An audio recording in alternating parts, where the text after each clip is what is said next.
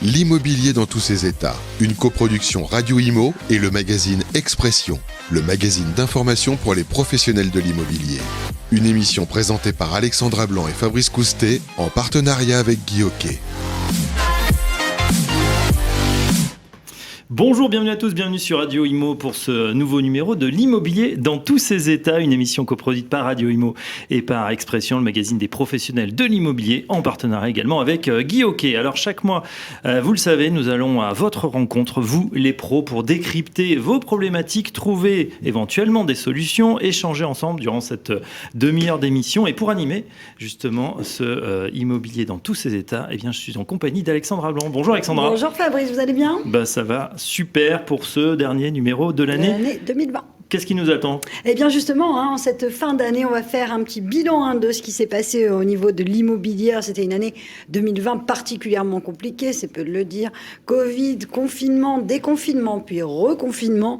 Mais la profession a su s'adapter, résister, finalement continuer à, on peut le dire, faire le job, en tout cas à vendre des appartements, à louer des appartements. Et bilan, on va tout de même dépasser les 900 000 transactions. On en reparlera avec vous, Stéphane, vous n'êtes pas tout à fait d'accord sur ce chiffre. On va s'intéresser également à ce que les agences ont appris, voir ce qu'elles ont testé, ce qui a marché, ou au contraire ce qui n'a pas fonctionné. Bref, on va s'intéresser à l'agence de demain. Alors à quoi va ressembler l'agence du futur ? 100% digital ou 100% contact humain ? Est-ce qu'on va encore avoir besoin des agents immobiliers ? Pour répondre à cette question brûlante, on accueille bien évidemment nos deux spécialistes. Henri Pagnon, bienvenue.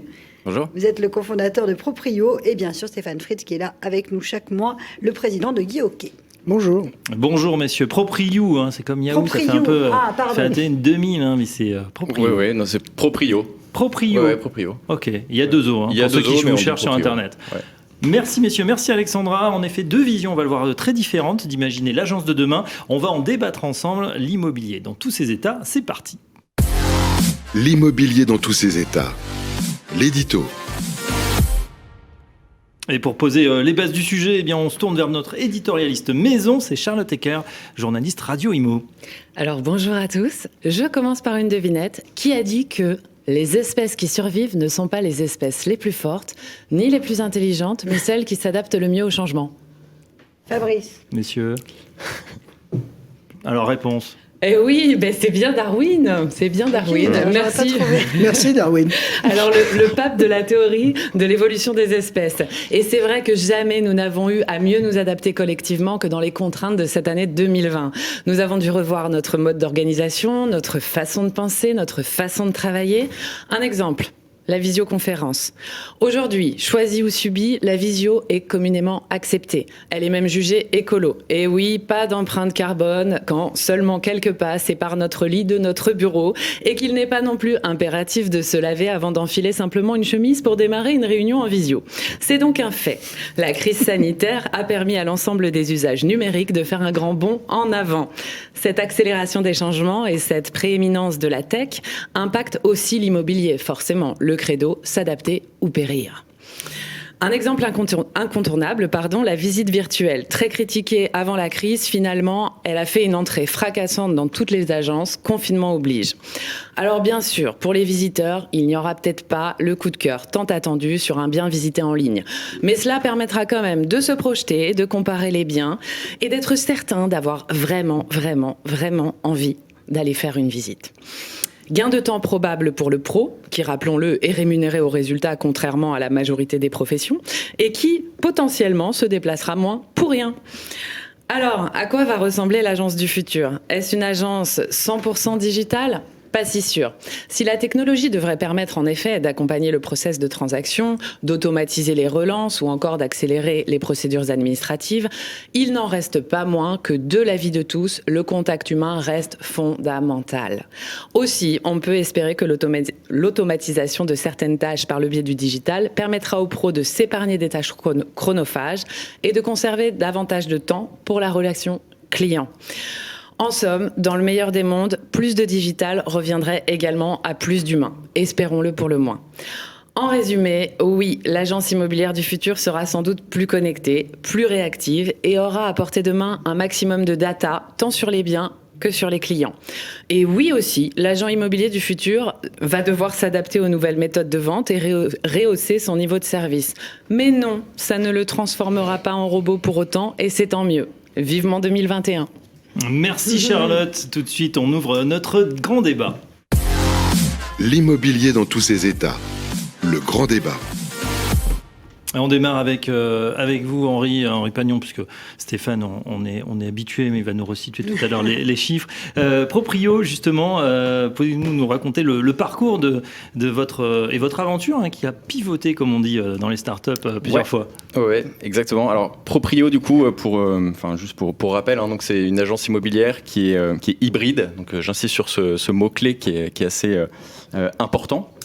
Ça veut dire quoi ? Ça veut dire qu'en fait, on est une agence immobilière, on a des agents immobiliers, mais on utilise des outils technologiques et une organisation particulière en fait, pour augmenter la productivité de nos agents et pour à la fin arriver sur une expérience client côté acheteur et vendeur qui est meilleure, qui est plus intéressante.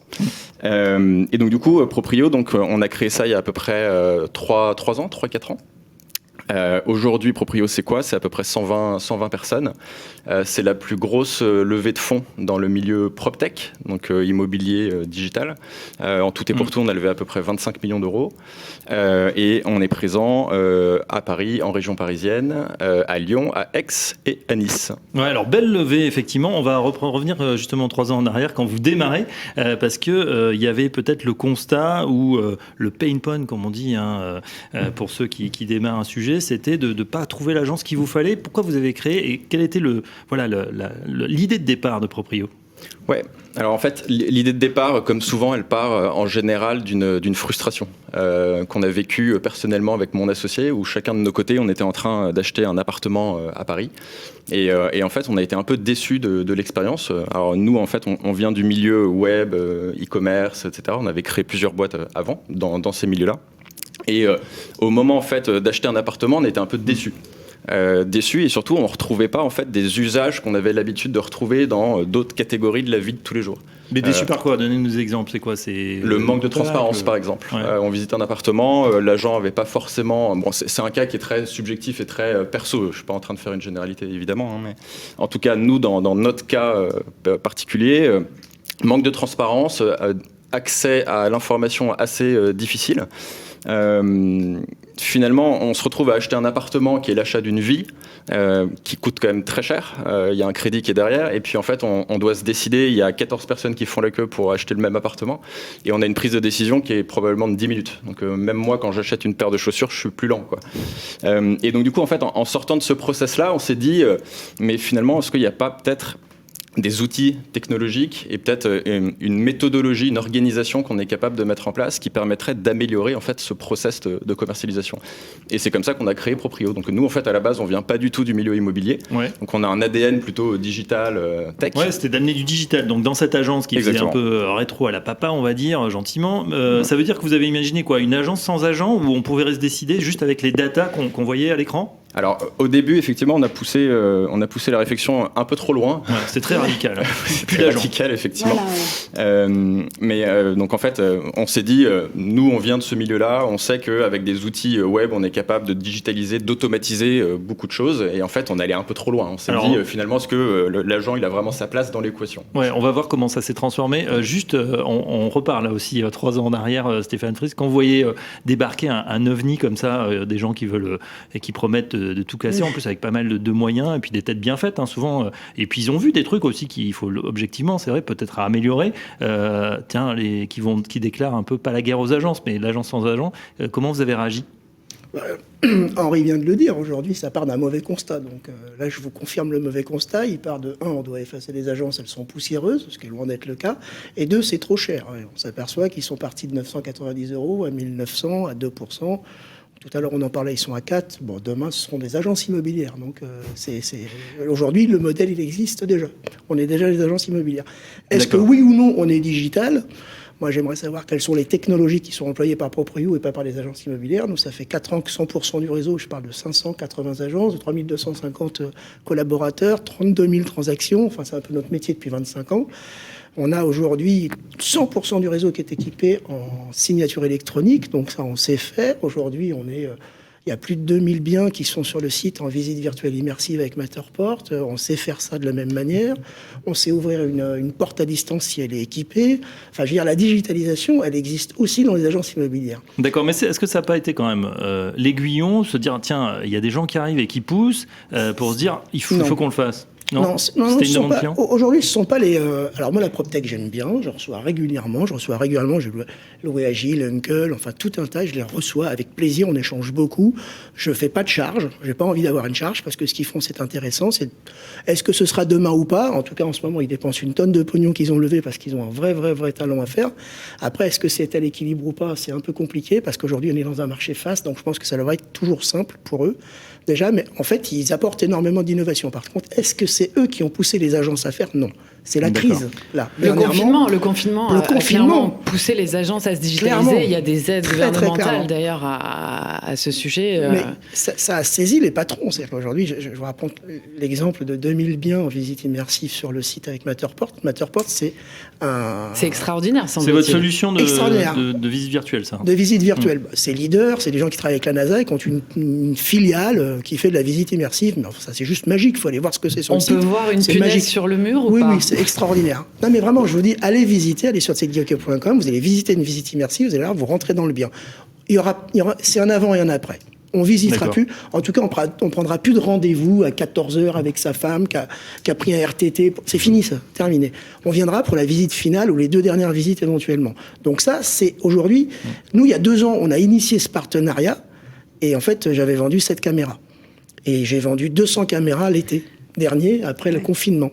Donc Alexandra, vous étiez un peu réticente de la visite virtuelle. Est-ce que ça va faire comme la visio, c'est-à-dire on ne voulait pas y passer, puis finalement ça faisait pas mal? Moi, je suis un petit peu réticente parce que je trouve que rien ne vaut le fait d'aller visiter, parce qu'au-delà de l'appartement en lui-même, le nombre de mètres carrés et tout, j'ai quand même l'impression qu'il faut sentir un petit peu le voisinage, le quartier. Oui, mais t'as pas envie de faire 10 visites pour rien, quoi. Ça, mais c'est vrai que là, je cherchais en location, et j'ai fait 10 visites pour rien, Stéphane. Et ça, c'est ça que ça prend du temps, et voilà. Et c'est vrai que ça prend du temps, et l'agent immobilier, il est pas forcément, ça le gonfle aussi d'avoir fait 10 visites. Il sait que... Donc je pense que la visite, elle fait vraiment partie. La signature électronique, c'est la même chose. Ça fait 4 ans qu'on est équipé à 100%. Ça n'était pas utilisé par les banquiers, par les notaires, par les acheteurs, par les vendeurs, par les collaborateurs. Aujourd'hui, c'est utilisé par tout le monde. Et je prends un exemple, le téléphone, on téléphone plus comme ça, quoi. On téléphone plus à l'oreille, on téléphone comme ça. C'est vrai. Donc il y a vraiment des us et coutumes qui sont... Et puis pour le coup, Matterport sert aussi peut-être dans l'après, c'est-à-dire à partir du moment où le client a validé et que c'est en cours, de ce qu'on m'en a rapporté, ça permet même de retourner visiter l'appartement, de prendre des mesures pour ses meubles. Ça donne des plans, ça donne tout. Voilà, donc ça permet aussi derrière de s'éviter des revisites et des revisites. Mais je suis complètement d'accord avec votre vision, mais néanmoins je partage quand même. C'est-à-dire que j'ai moi-même acheté sur Paris. Alors Paris est peut-être un marché aussi spécifique et c'est peut-être ce qui fait la différence entre Paris et pour le coup la province, sans faire du parisianisme. Mais effectivement, j'ai acheté à une période aussi où on était beaucoup de clients acquéreurs sur le marché et j'avais l'impression d'être obligée limite de me prostituer pour pouvoir visiter un appartement. Alors ça, c'est pas l'agent immobilier qui est responsable de ça. Ça n'est pas l'agent immobilier. Et donc, c'est un paramètre qu'ils n'ont pas mis dans leur réflexion pour créer le modèle. Il y a un paramètre, c'est qu'on est sur un marché fast. Tellement fast, il y a tellement de clients, il y a un moment donné, c'est compliqué. Ouais. Et je vais le dire, on peut même être mauvais et continuer de gagner de l'argent dans ce métier.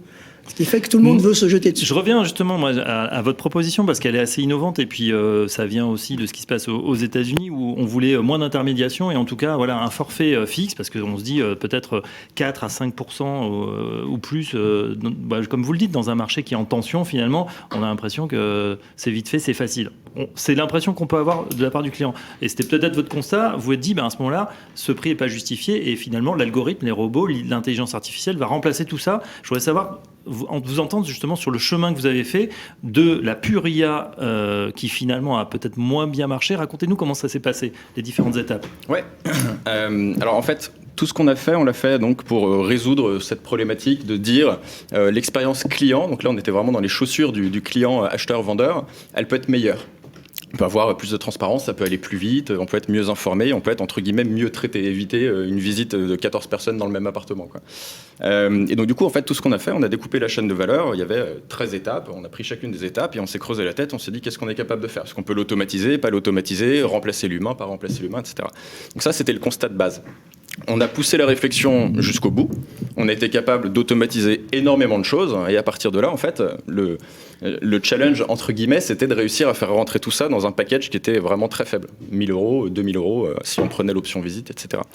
Et c'est un challenge, en fait, qu'on a réussi à faire. Sauf qu'à la fin, quand on discutait avec nos clients, donc là on a fait des centaines de transactions avec ce modèle-là, et quand on a discuté avec le client, en fait, on s'est rendu compte qu'on s'était un petit peu éloigné de l'idée de départ. C'est-à-dire qu'en fait, on s'était vraiment complètement focus sur le problème qui était de réussir à automatiser toutes les étapes, mais à la fin, finalement, on n'écoutait plus vraiment le client, parce qu'on n'était pas sur le bon challenge, en fait. Et le client, ce qu'il vous disait pas justement, mais moi, je veux visiter, c'est super tous vos outils, mais j'ai besoin finalement d'avoir quelqu'un qui me rassure aussi. En fait, c'est la conclusion à laquelle on est arrivé après 1 an à avoir poussé ce modèle-là, à être allé vraiment jusqu'au bout, à avoir fait des centaines de transactions. Sans visite, les gens, vous achetez un appartement sans l'avoir visité? Si, il y avait des visites, mais sauf qu'à l'époque, en fait, nous, on les opérait pas, les visites. C'était le client final qui le vendeur qui faisait les visites avec l'acheteur. Et donc en fait, nous, on partait juste du principe que l'agent immobilier n'avait pas forcément sa place dans l'équation. Mais en fait, en discutant avec des clients, on s'est rendu compte qu'au contraire, et même en analysant les chiffres du marché, il y a grosso modo 1 million de transactions par an, ça fait 15 ans qu'il y a 70% des transactions qui sont intermédiées par un professionnel de l'immobilier. C'est un chiffre qui ne bouge pas. Ouais. Malgré l'explosion du Bon Coin, de PAP, etc., c'est un chiffre qui ne bouge pas. Voire même qui augmente. Non, qui augmente. Aujourd'hui, on est à 68%, on était à 50% il y a 15 ans de ça. Donc CQFD, l'agent immobilier, il n'est pas remplaçable dans l'équation. Et en fait, on a mis 1 an à comprendre ça, et c'est là en fait qu'on a pivoté. On s'est dit, mais en fait, il faut réintégrer dans l'équation de l'agent immobilier. Et finalement, la proposition de valeur, c'est quoi? C'est de se dire, ce qu'il faut, c'est qu'on aille chercher un super agent immobilier pour éviter de mauvaises expériences. Déjà, c'est le prérequis de base, mais il faut qu'on cherche à augmenter sa productivité, à le rendre encore meilleur. Et ça, en fait, comment est-ce qu'on fait? On le fait avec des outils qu'on développe en interne, qu'on achète en externe. On parlait de signature électronique, de visite virtuelle, etc. Ça, c'est des choses qui existaient sur le marché. On n'allait pas s'embêter à tout redévelopper. Matterport, ils ont dépensé des centaines de millions pour développer cette technologie. C'est pas notre métier. Donc ça, c'est une technologie qu'on est capable d'aller chercher sur le marché et d'acheter. Et c'est quelque chose qu'on a fait dès le début. Quand on s'est créé, on était 3 dans l'entreprise, on avait déjà de la signature électronique, de la visite virtuelle, etc. D'accord. Pourquoi? Parce que c'était notre ADN de base, de commencer à faire ça. Aujourd'hui, dans la réflexion, on va plus loin. On parlait tout à l'heure de visite virtuelle, de faire de la visio pour éviter d'aller au bureau, etc., etc. Nous, entre le premier confinement et le deuxième confinement, par exemple, on a écouté là aussi le retour de nos clients, le retour de nos agents. Et en fait, on est arrivé à un constat, c'est que la visite virtuelle, c'était bien, mais c'était pas assez. Ça déclenchait pas suffisamment d'offres d'achat. Donc en fait, on a couplé la visite virtuelle avec le visio, et on est capable de faire une visite virtuelle avec l'agent immobilier en live, qui est capable de commenter, d'expliquer comment ce qu'on fait, de faire une visite en live, en fait. Et oui, ça a donné lieu à 5 fois plus d'offres. On l'a vu pendant le confinement où on pouvait pas faire de visite, mais par contre, l'agent pouvait aller tout seul dans son bien, et il y a eu des visites virtuelles, effectivement, en FaceTime, WhatsApp, chat, etc., où on avait cette visite avec l'agent qui quand même donne un peu le pitch du. Donc ça veut dire, Henri, que vous êtes quand même arrivé à un modèle où, sans rétro-pédaler, vous êtes dit, bon, on remet de l'humain dans la machine, et est-ce qu'on revient pas, finalement, aujourd'hui, à une guerre des talents? J'ai l'impression que vous nous racontez un peu le principe des meilleurs agents, c'est-à-dire d'aller chercher maintenant les meilleurs talents, mais vous avez cette problématique aussi, Stéphane. Je crois que le marché est en tension pour recruter des bons. Pour les garder. Aujourd'hui, ils sont débauchés par les concurrents. Tout est dans la formation, en fait. C'est notre projet, nous, sur les 5 prochaines années, c'est d'inclure dans la redevance de nos franchisés la formation. Et donc, il sera libre et disponible gratuite, enfin intégré dans la redevance en tout cas. Et on pense qu'il nous faut former aujourd'hui les collaborateurs pour pouvoir les garder. En général, ce sont ceux qu'on garde qui restent et qui produisent surtout. C'est-à-dire que les gens qui ont plus de 2 ans, sont pratiquement 90% d'entre eux sont formés par nous. Les 10 autres, je pense que c'est les mercatos qui les opèrent, mais on a tous nos collaborateurs qui ont plus de 2 ans aujourd'hui, c'est ceux qui produisent plus de 120 000 euros de chiffre par an, et donc ce sont ceux qui restent parce qu'ils vivent bien. Et on a un turnover assez fort, et souvent dans les gens qui sortent, on y voit peu de formation. Donc on a intégré, nous, la formation dans le... Après, vous disiez aussi une chose, c'est que la valeur ajoutée sur le prix. Nous, on est plutôt d'avis à augmenter le prix plutôt qu'à le baisser, parce que baisser le prix, ça reste pas, à mon sens, un projet, quoi. Si c'est baisser le prix c'est pas un projet. Aujourd'hui, c'est apporter tous les services additionnels. Je pense que, et là, pour le coup, je rejoins les gens de la PropTech, je suis assez d'accord sur le fait que l'estimation n'existera plus demain, parce que déjà, la data, elle est sur le marché, l'IA va venir l'améliorer, et qu'on finira par estimer un bien seul à partir de son iPad dans son faute, sans avoir besoin d'un agent immobilier. Or, avant, c'était le lingot d'or des agents immobiliers que de savoir estimer estimé. Donc aujourd'hui, on pense que, et c'est pour ça qu'on a créé des marques qui sont Guy-Hockey Financement, Guy-Hockey Gestion, Guy-Hockey Patrimoine, Guy-Hockey Expertise, Guy-Hockey Assurance. On pense que demain, on devra même inscrire les enfants à l'école et libérer les gens de l'intégralité de leurs tâches, et que la transaction seulement, elle sera centrale, mais elle ne sera pas le seul service à apporter. Et donc, c'est ça, c'est la formation pour pouvoir conduire des choses aussi fortes que celle-ci. Alors, vous soulignez, c'est-à-dire qu'il y a d'une part un vrai problème de recrutement, et on souligne aussi que finalement, l'agent immobilier, c'est pas un porte-clés à roulettes. Il y a un vrai rôle de conseil. C'est sa plus-value finalement.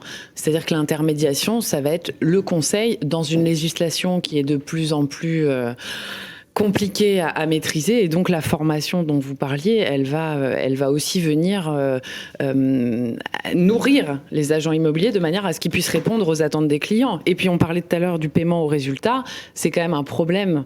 C'est-à-dire que effectivement, quand on a une personne qui nous fait visiter, on va signer avec cette personne, mais derrière, vous aurez fait très certainement 20 visites avec 20 clients sur lesquels vous n'aurez pas été au bout sur ce même bien. Et donc, du coup, finalement, est-ce que c'est pas aussi remettre en question un peu ce modèle? Parce que c'est quand même une des rares professions qui n'est payée qu'au résultat. Généralement, vous allez n'importe où, vous travaillez un petit peu, vous êtes payé pour ce que vous faites, en tout cas pour votre rôle de conseil.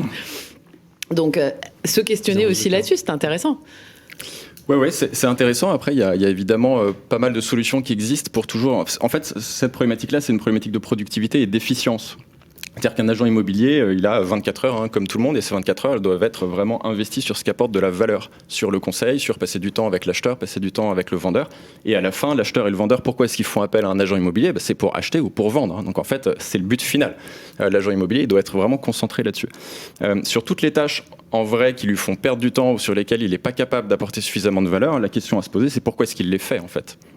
Et c'est là où l'outil technologique et c'est là où une organisation particulière peut aider l'agent immobilier. Nous, chez Proprio, par exemple, on a des outils technologiques qui sont, je le disais tout à l'heure, en partie automatisés. Ça, c'est l'héritage de notre premier modèle, où on a gardé ça parce que ça fonctionne, ça tourne, ça fait gagner de la productivité à l'agent. Mais on a aussi une organisation particulière chez nous. Nous, je rappelle, on est un réseau qui est 100% intégré. Tous les agents chez Proprio, ils sont chez Proprio. Donc du coup, on les voit tous les jours, on communique avec eux tous les jours. Ils ont des managers qui sont capables de leur donner des conseils tous les jours. Et on a une organisation avec, par exemple, une équipe centrale au bureau qui s'appelle les administrateurs de vente qui sont là pour faire les tâches chronophages, par exemple. C'est-à-dire qu'un agent, à partir du moment où une offre est signée, contre-signée, tout ce qui arrive derrière, il est assisté par quelqu'un. Ça, c'est bête, mais à chaque dossier, c'est 4 heures économisées. Et votre modèle de recrutement, du coup, pour trouver ces bons agents, c'est quoi? Alors, il est multiple. On a une équipe de recrutement en interne chez Proprio de plusieurs personnes qui arrivent à nous recruter pratiquement 6 ou 7 nouveaux agents tous les mois. Donc ça, c'est déjà pas mal. On a de la cooptation. Des agents, quand ils viennent chez Proprio, en général, ils sont contents pour tout un tas de raisons. J'y reviendrai après. Eux, ils nous conseillent à d'autres agents. Donc ça aussi, ça fait effet boule de neige.